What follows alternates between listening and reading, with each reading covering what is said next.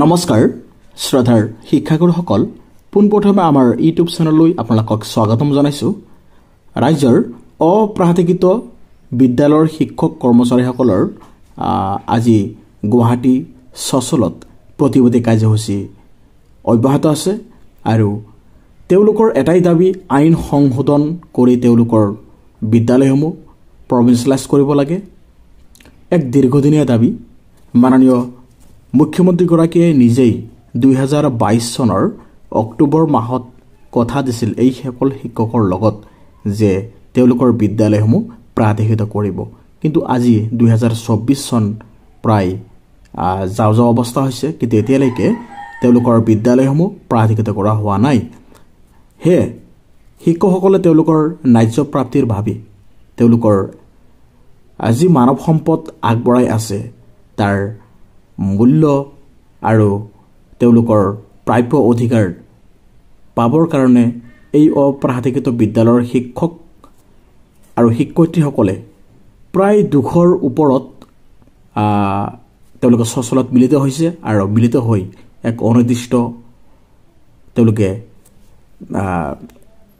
ধৰ্ণা কাৰ্যসূচী ৰূপায়ণ কৰিব। তেওঁলোকে আমৰণ অনশন কৰিব আৰু আজি তেওঁলোকৰ প্ৰথম দিন আৰু বাকি যেতিয়ালৈকে তেওঁলোকৰ সমাধান কাৰণ নহয় তেতিয়ালৈকে তেওঁলোকে এই কাৰ্যসূচী অব্যাহত ৰাখিব বুলি ঘোষণা কৰিছে। 2006 চনৰ আগতেই এই বিদ্যালয়সমূহ অসম চৰকাৰে অনুমোদন দিছিল। গতিকে যিবিলাক নন প্ৰভিন্সিয়েলাইজড বিদ্যালয় আছে এই বিদ্যালয়সমূহ 2006 চনতেই তেওঁলোকে 2006 চনৰ পূৰ্বেই তেওঁলোকে অনুমোদন লাভ কৰিছে আৰু সেয়ে তেওঁলোকৰ এটা ফেজ আপোনালোকে নিশ্চয় গম পায়। 2013 চনত যি প্ৰাধিকৃত কৰা হৈছে 2009 চনৰ এক্ট অনুসৰি এই বিদ্যালয়সমূহ প্ৰভিন্সিয়েলাইজ কৰা হৈছে আৰু তেওঁলোকে সম্পূৰ্ণ স্কেল পে অনুসৰি তেওঁলোকে দৰমহা পাবলৈ সক্ষম হৈছে। কিন্তু অসম চৰকাৰে আৰু এটা ফেজ 2021 চনত 17 চনত যিবিলাক বিদ্যালয় প্ৰাধিকৃত কৰা হৈছে তেওঁলোকৰ লগত অন্যায় কৰিছে, তেওঁলোকক টিউটৰ হিচাপে সজাইছে। টিউটৰ হিচাপে সজালেও তেওঁলোকক এটা কেটেগৰী বনাই দিছে, তেওঁলোকক যিটো স্কেল পে আছে সেই স্কেল পেৰ পৰা বঞ্চিত ৰাখিছে। গতিকে টিউটৰসকলৰ ন্যায্য প্ৰাপ্তিৰ বাবে অসম চৰকাৰৰ লগত তেওঁলোকে যোগাযোগ অব্যাহত ৰাখিছে। অতি কম সময়ৰ ভিতৰত তেওঁলোকে সুফল লাভ কৰিব।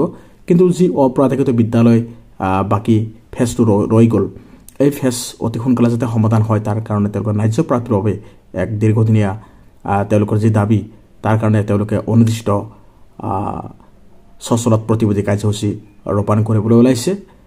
গতিকে আমাৰ এটাই দাবী ইউটিউব তৰফৰ পৰা আমি জনাওঁ অসমৰ মুখ্যমন্ত্ৰীগৰাকীয়ে নিশ্চয় এই দুৰ্ভগীয়া শিক্ষকসকলৰ সমস্যাটো যাতে সমাধান কৰে। অসমৰ শিক্ষামন্ত্ৰীগৰাকীয়ে সমস্যাটো মাননীয় মুখ্যমন্ত্ৰীৰ লগত যেন আলোচনাত মিলিত হয় তাৰ কাৰণে এটা ভাল প্লেটফৰ্ম যোগাযোগৰ এটা মাধ্যম হিচাপে ধুনীয়াকৈ এটা প্লেটফৰ্ম ক্ৰিয়েট কৰে। তাৰ কাৰণে তেওঁলোকৰ এক দীৰ্ঘদিনীয়া দাবী আৰু সেই দাবীৰ প্ৰতি আমি নিশ্চয় সঁহাৰি জনাইছোঁ। অতি কম সময়ৰ ভিতৰত আশা কৰোঁ এটা ভাল খবৰ আহিব। 200ৰ ওপৰত শিক্ষক শিক্ষয়িত্ৰীসকলে মিলিত হৈ সচলত যি অনিৰ্দিষ্টকালীন প্ৰতিবাদী কাৰ্যসূচী ৰূপায়ণ কৰিছে তেওঁলোকৰ কাৰ্যসূচী সফলভাৱে ৰূপায়ণ হওক। অসমৰ মুখ্যমন্ত্ৰী ডক্টৰ হিমন্ত বিশ্ব শৰ্মা ছাৰে তেওঁলোকৰ দুৰ্ভগীয়া শিক্ষকসকলৰ মৰ্মবেদনা অলপ অনুভৱ কৰক। নিশ্চয় সহানুভূতিৰে এই শিক্ষকসকলৰ চাকৰি নিয়মীকৰণ কৰি দিয়ক, তেওঁলোকৰ বিদ্যালয়সমূহ লৈ লওক। এই আমাৰ অনুৰোধ। মাননীয় মুখ্যমন্ত্ৰীগৰাকীয়ে এই কাৰ্যসূচী যদি হাতত নলয় তেনেহ'লে অসমত আৰু দ্বিতীয়গৰাকী এনেকুৱা মুখ্যমন্ত্ৰী তেওঁলোকৰ সমস্যাসমূহ কেতিয়াও সমাধান কৰিব নোৱাৰে আমি নিশ্চয় জানো। একমাত্ৰ হিমন্ত বিশ্ব শৰ্মা ছাৰেই এই কামটো কৰিব পাৰিব। গতিকে সহানুভূতিৰে মানৱীয় দৃষ্টিৰে চাই এই শিক্ষকসকলৰ বিদ্যালয়সমূহ প্ৰভিন্সিয়েলাইজ কৰিলে নিশ্চয় সমাজৰ উন্নতি হ'ব। তেওঁলোকে যি মানৱ সেৱাত ব্ৰতী হৈছে কণ ল'ৰা ছোৱালীৰ সমাজ সেৱক অৰ্থাৎ মানৱ সম্পদ হিচাপে গঢ় দিয়াত এই শিশুসকলেই এক বিশেষ ভূমিকা গ্ৰহণ কৰিছে। গতিকে সচলত যি প্ৰতিবাদী কাৰ্যসূচী ৰূপায়ণ কৰিছে তাৰ এটা ৰিজাল্ট ভাল এটা যাতে হেল্ডি এনভাইৰনমেণ্ট আৰু ভাল এটা ইফেক্টিভ ফলাফল লাভ কৰে তাৰ কাৰণে আমি সদায় আশাবাদী। আইন সংশোধনৰ প্ৰয়োজন হৈছে। আইন সংশোধন কৰি হ'লেও এই শিক্ষকসকলৰ চাকৰি নিয়মীকৰণ কৰিব লাগে। কিছুমানৰ চাকৰি 4 বছৰ 5 বছৰ আছে, গতিকে কিছুমানৰ 2 বছৰ আছে। অতি কম সময়ৰ ভিতৰত এই ব্যৱস্থাটো সমাধান হ'লে নিশ্চয় এই শিক্ষকসকলৰ লগতে সমগ্ৰ অসমৰ শিক্ষা ব্যৱস্থাটো যথেষ্ট পৰিমাণে ডেভেলপ হ'ব।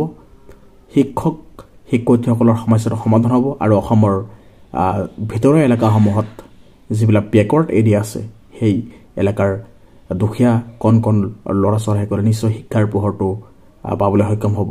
আমি গম পাওঁ মানৱ সম্পদ কেতিয়াই ডেভেলপ হ'ব, নিশ্চয় যেতিয়া শিক্ষকসকলৰ মন সুস্থ সবল হৈ থাকিব, তেওঁলোকৰ মনটো ভাল পৰিষ্কাৰ হৈ থাকিব, তেতিয়া তেওঁলোকে ভালকৈ পাঠদান কৰিব পাৰিব।